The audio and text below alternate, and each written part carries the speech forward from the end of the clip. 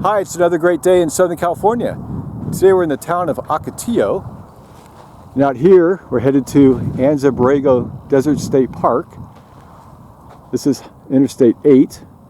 This is Highway 2. And make sure you gas up at the Chevron here. And you'll end up paying arm and a leg, $5.99 for regular, $6.39 for Supreme. Wow. One of the plants you'll find out here, desert shrub. This is a creosote bush, Laria tridentata. It's got beautiful little flowers, and also he's got his seed pappus guys here too. It'll blow away. You'll find another little shrub out here you should be familiar with. This is a burrow bush here. It's called Ambrosia humosa. All right, and you always find them growing close proximity to our creosote bush. Here's our beautiful Ocotillo. This guy's blooming right now. Look at that. They always love to bloom after it rains and leaf out. See the little leaves here? Welcome to Anza-Borrego Desert State Park. Here we go. Look at this beautiful wash. Wow, these great desert plants. Lots of them are blooming too, so we have lots of things to see on our hike. This is Mortero Wash. And don't miss the sign here, or you'll end up going way up here to Ocotillo Wells. So a little sign on one side, sign on the other. You'll head south this way. Just follow this road, and I'll show you how the road condition looks. So this road is Mortero Wash. So it's a little bit bumpy. It's about 4.1 miles to the Dos Cabezas train station, where we're gonna park and camp. Wow, look how amazing this is. These are all jumping teddy bear cacti. Cylindropuntia bigelovii. Huge forest here. Hey, look at that guy. Check out all these Ocotillos. Look at that guy. He's huge. They're flowering too. So that's very cool. So we're about 2 miles up the road. You notice how sandy it is here? So they recommend four-wheel drive, but we're doing all-wheel drive. But I think we'll be okay. I hope.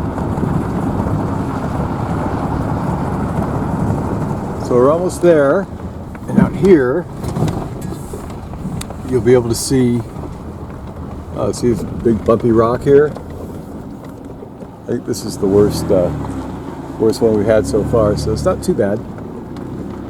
But you do need some higher clearance on your car. Right way out here, that's the water tower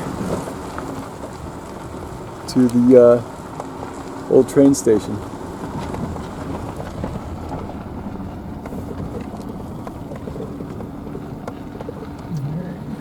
Here we are. So you get an idea how bumpy this road gets, but it's a lot better than Dos Cabezas Wash.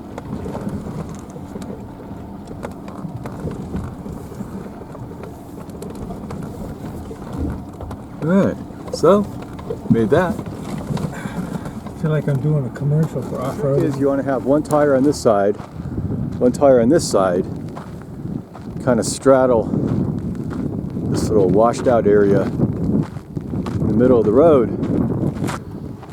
So it looks like kind of looks like this here. See if he bottoms out, thrashes the car here. Alright, that's pretty good.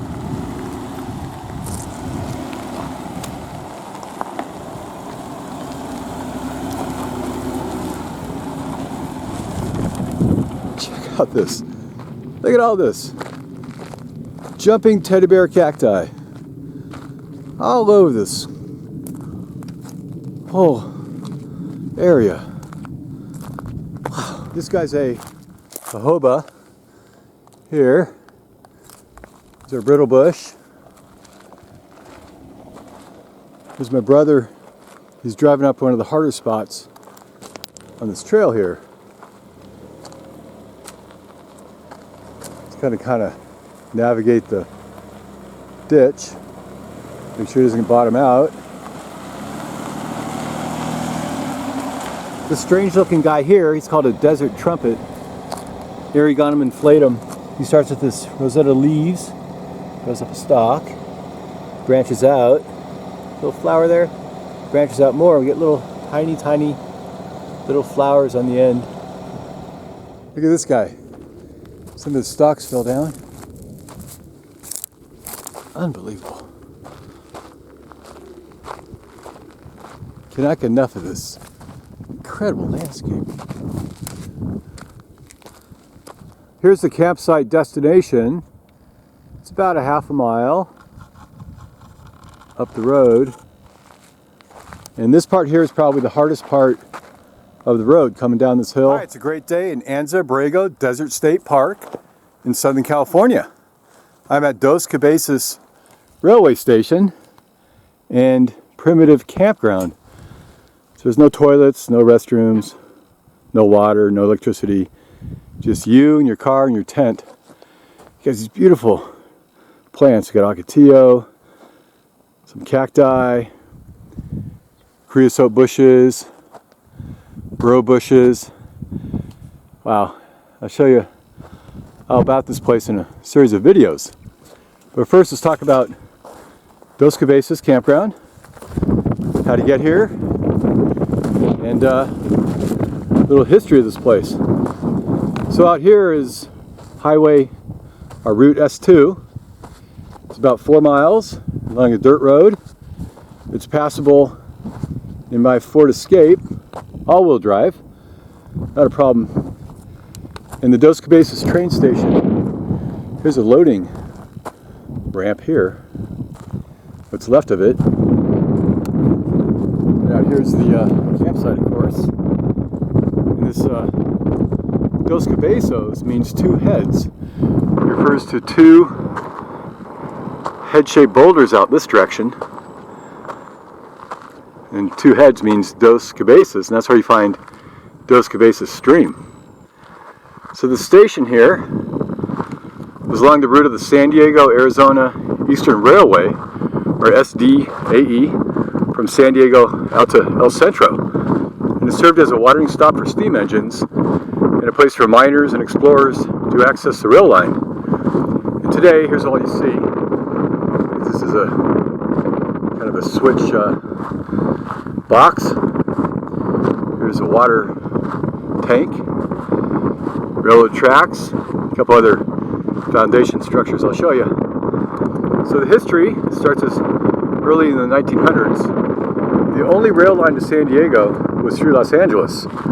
So in 1906, the business tycoon John D. Spreckles, he founded the short line railroad referred to as San Diego and Arizona.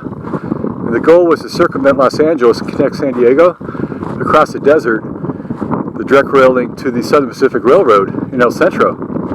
And it was dubbed the Impossible Railroad because you had to get through all this rugged terrain and mountains, and virtually it's considered impossible. But in 1919, the 146.4 mile train route, starting in San Diego this way, on this train here, ending up in El Centro this way, was finally constructed.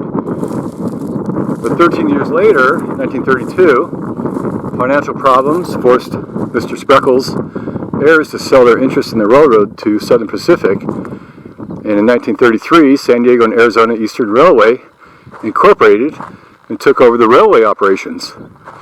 And in 1958, this train station here was abandoned, but the train still ran through the desert, bypassing the station. But since then, there have been lots of looting and picking through kind of destroyed the station after 50 years.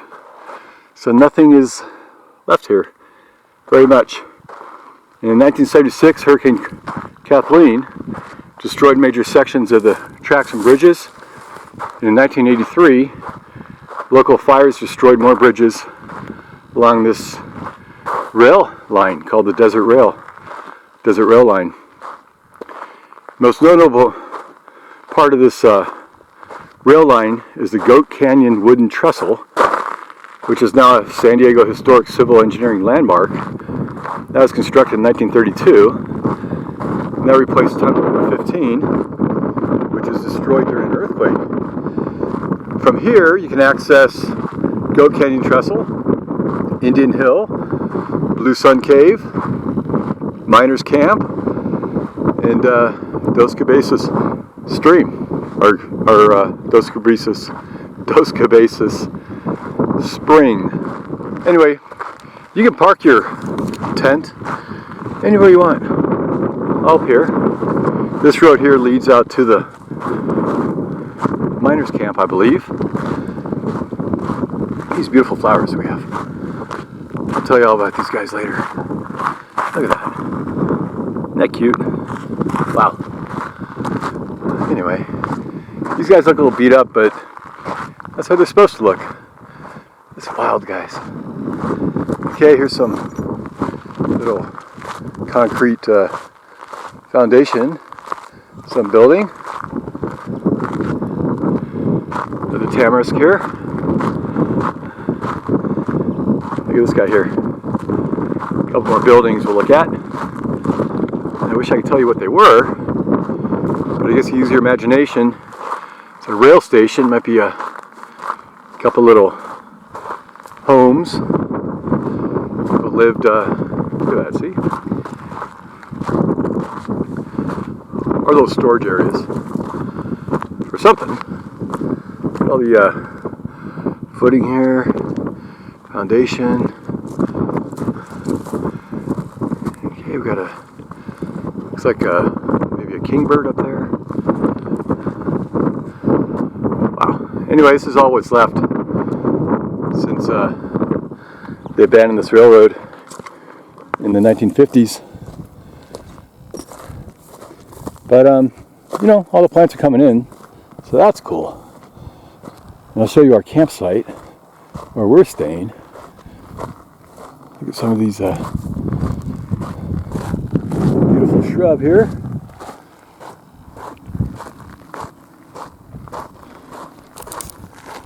Even the little guys are blooming. Look at that. Ah, perfect. Let's see what we got here for our campsite. See all these open spaces here.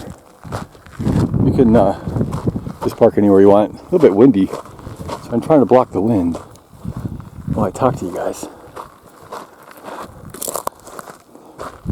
So it's pretty easy to get to, like I said, with an all-wheel drive, but you got to have high clearance because there's a couple boulders in the way.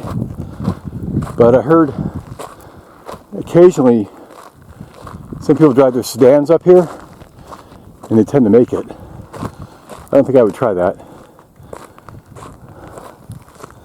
There we go.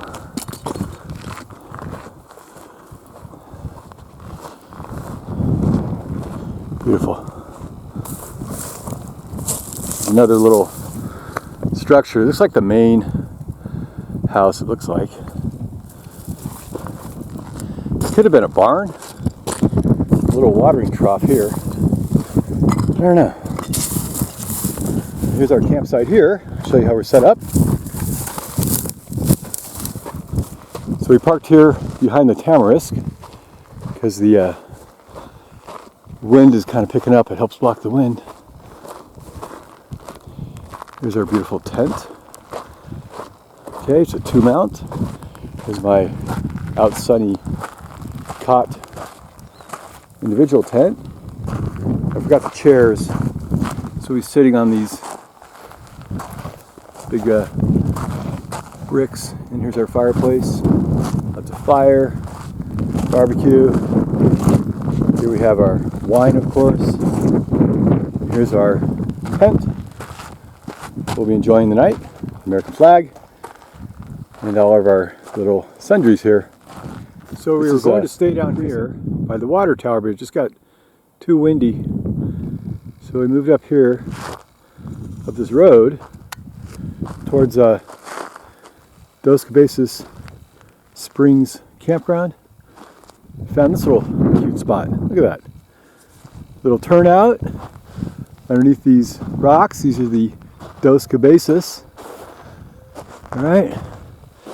All our creosote bushes and Cylindropuntia choyas. Here's our little campsite. So we had to empty out the car just to reorganize it all. We got a pretty little fire. Uncle Casey. Right. We got wine in a box. And this is our cute little campsite. So we're going to stay here for 2 nights, maybe 3. Here's a tent, blew over. Beautiful creosote bush. Look at this guy. Larry tried to tot him. He's flowering for us. Isn't that nice? And all these choyas up here. And the majority of them are wolf's choyas. Cylindropuntia wolfii. Okay. This guy here's a little brittle bush. Like the flowers. Wow. This is a great little spot. And the wind is a lot bigger down here. Not so much up here. I'll show you the back of the campsite. See some more little plants in the layout. If you ever come here, this is a good little private spot.